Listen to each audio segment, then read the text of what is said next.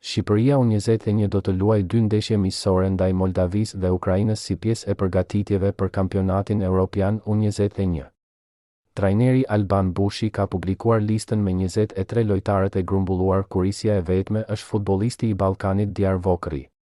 Kombëtarja U21 do të nisë të hënën grumbullimin në Moldavi, aty ku do të zhvillohet edhe ndeshja e parë miqësore ndaj vendasve. Departamenti i komunikimit në federat bën me dije se ka ndryshuar vendi dhe orari i takimit me Moldavin. Ndeshja do të luhet në qendrën stërvitore të kombëtares moldave në Vadul, Lujvoda, më 13 nëntor në orën 12.